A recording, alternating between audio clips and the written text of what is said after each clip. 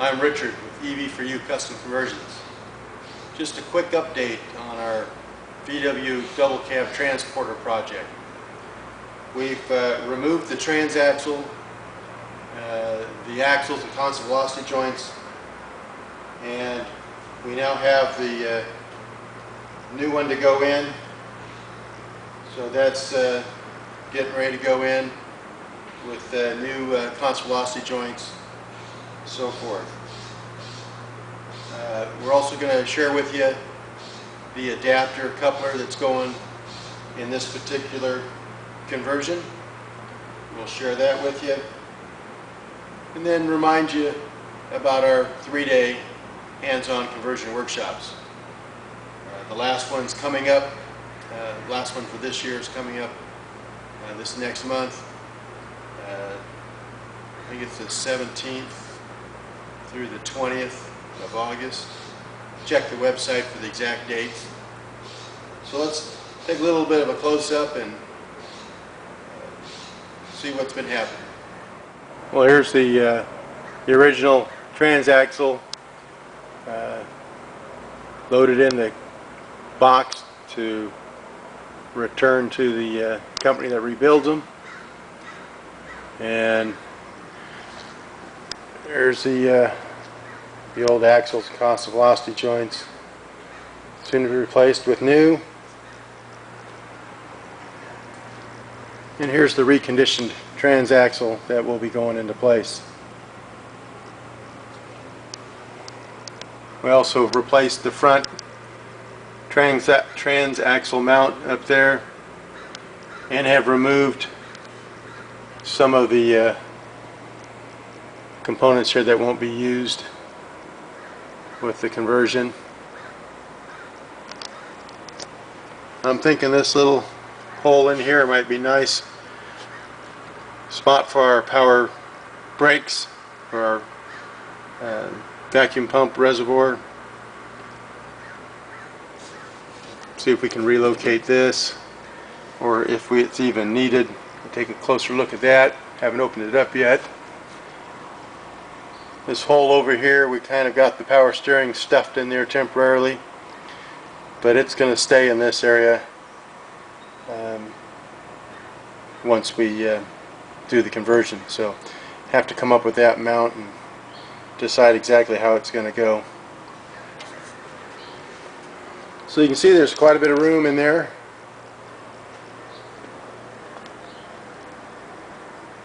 So once we put that AC75 in there, which is sitting over here,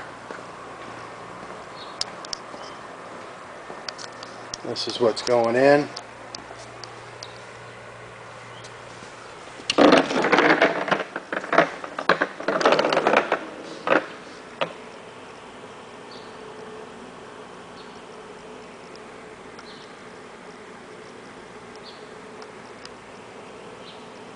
So this should move this vehicle pretty good. I think it'll outperform the 2.1 liter fuel injected water boxer that's coming out of it, but time will tell. Here are some of the plumbing and other items that have come out of the transporter, including the engine, which, if anybody's interested, is for sale. I'd like to get it out of the staging area here. So you can see the water lines, the coolant lines for this thing are quite long. They ran the full length of the vehicle.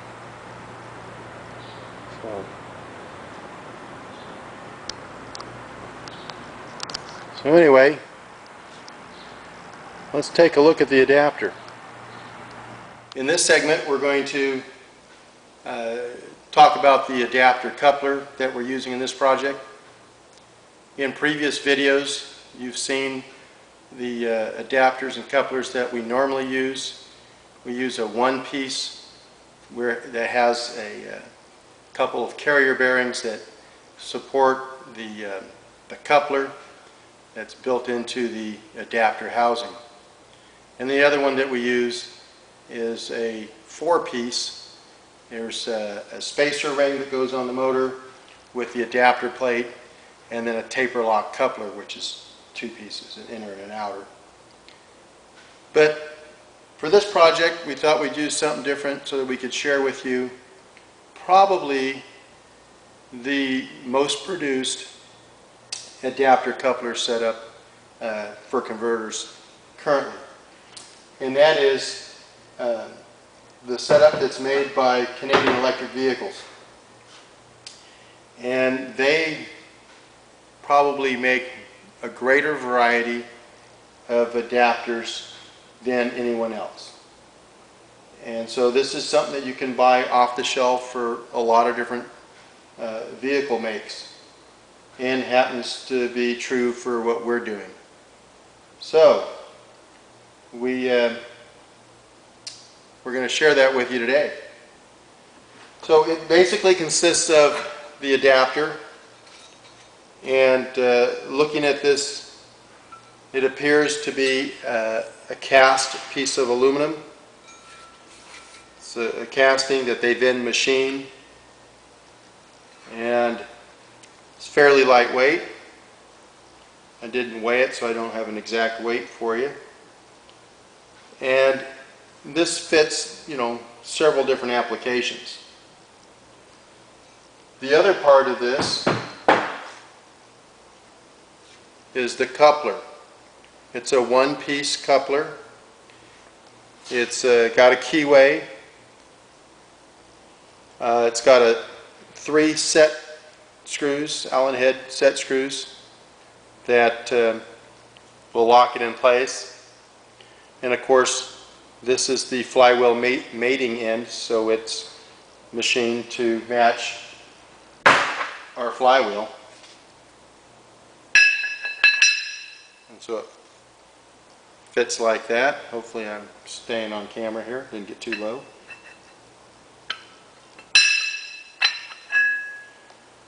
So, to assemble one of these, the first thing you will do is install the key. It comes with a key, but it's a little shorter than what we normally use, and so we're going to use our own key. We're going to place it in the keyway on the motor shaft, make sure it's down. And then we'll install the coupler.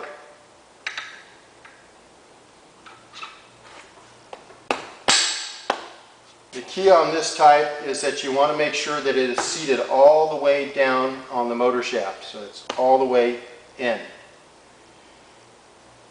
We're going to be disassembling this in, we have a workshop, and they're going to be doing this, and so I'm not going to use Loctite and lock everything down for this video. But normally we would use Loctite and lock down these 3 Allen head screws that I showed you a few minutes ago. So that's the coupler installed. Next, we will install the adapter. And there's multiple holes here. We're only going to use 4 of them. And so you need to decide how you want it oriented. It fits on that range. So here's your little raised area on the motor. It's going to fit right in here. And as you can see, it has a fairly nice snug fit, which is what you want. I want this to be up, so this is going to go like this. It came with some grade 5 hardware, and because this is designed for multiple motor applications, as it turns out, these were a little too long. So we got some replacements that are shorter, the correct length, and we got grade 8. So they would just thread in here,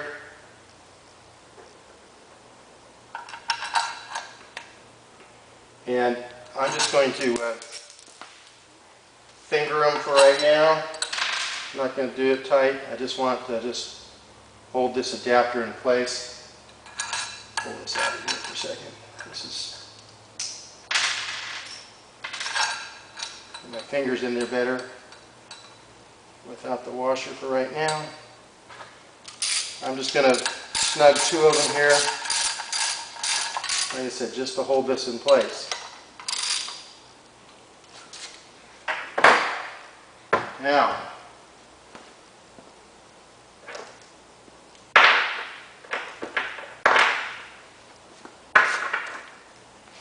you install your flywheel.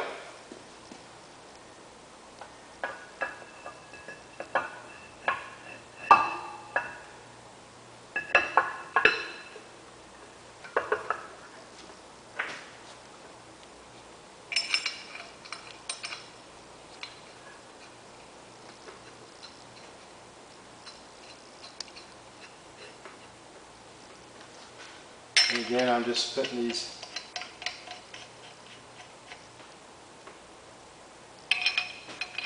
anyway, just needs a couple of them hold in place for this demonstration. So you can see this goes in fairly easy. What we found in our initial setting this up is that we don't have proper clearance between the flywheel and the adapter. And so the key to see if something is a problem, was that we took a measurement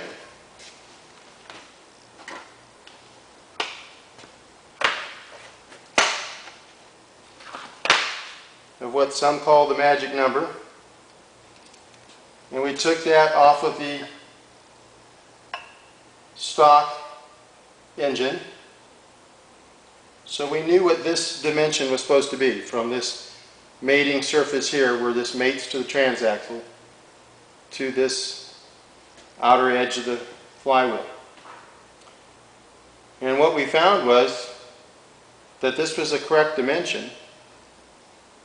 So that tells me that their coupler is the correct dimension. But we still have binding here around the edge. So, two ways to resolve that. One is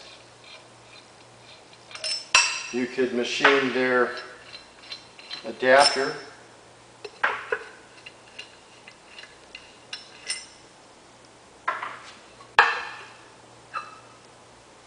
could machine this edge right here to get clearance, or you can machine the flywheel. And what we're going to do is we're going to machine the flywheel. This is a stock flywheel. It's fairly heavy, and so we're going to lighten the flywheel and give us our necessary clearance all at the same time. So luckily I have a machine shop right here, and we'll be taking care of that. So anyway, this is kind of an overview of the Canadian Electric Vehicles adapter coupler setup. Popular option because they have a lot of makes and models of adapters available to fit an ever-growing number of vehicles. So anyway, that makes them convenient. They're, probably the least expensive method of adapters that you can buy,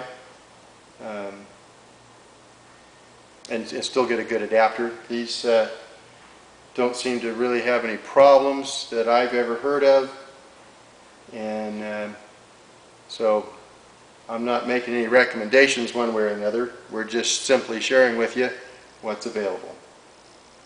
So anyway, next is that we have our motor adapter set up here. And so we know now what the length is. And we're at 19 3/8 of an inch, not counting the tail shaft. with the tail shaft, I think we were at 23. No, 22 inches. So let's go take a look at the back side of the transporter and see where this is going to be housed. Well, here we are back into the transporter. There's the transaxle, and this is the rear engine mount, which we are going to reuse. We're going to have to clean it up, paint it, but it's at the wrong distance. Our distance from the transaxle mating surface to the center of the engine mount looks like about 15 inches. So we're going to move this back, and luckily we have a setup that will accommodate that. And so we're going to use this stock crossmember engine mount, but we're going to bring it back to where it's the proper distance from the transaxle. As I mentioned before, we have a reconditioned transaxle that we're going to be putting in for him. So we have to drain the fluid out of this one and remove it from the vehicle. And we haven't done that as of yet, but we're getting close to doing that. So anyway, we'll show you this as it comes together, what we've done to mount the electric motor in here. And so hope you stay tuned. Well, here's the last of our 180 ampere hour cells being bottom balanced. Bring them down to 2.75 volts per cell.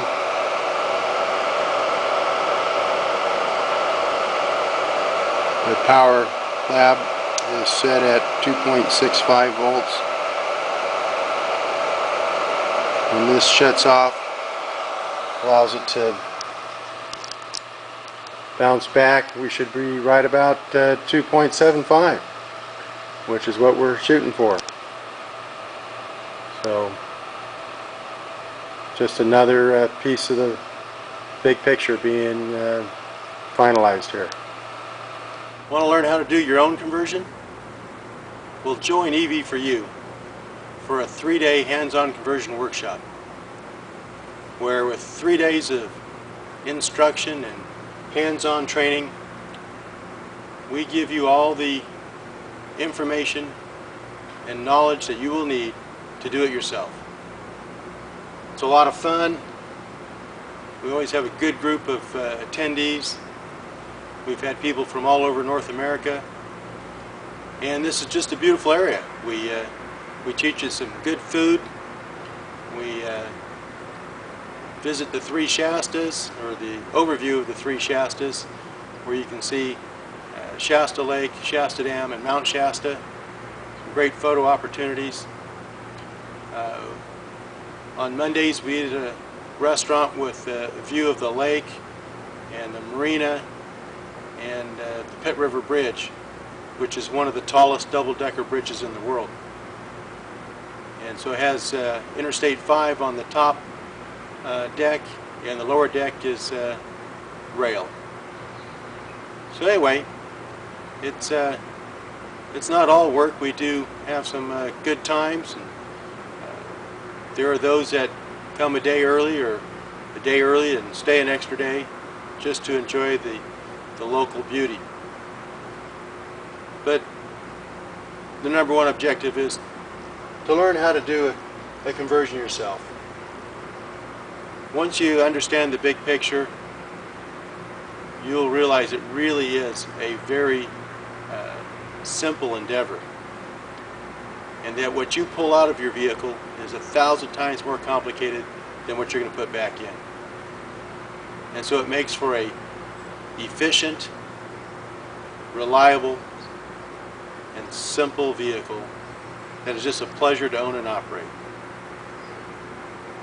So visit the website ev4unow.com and sign up today and it'll be the best 3 days and $495 you ever spent.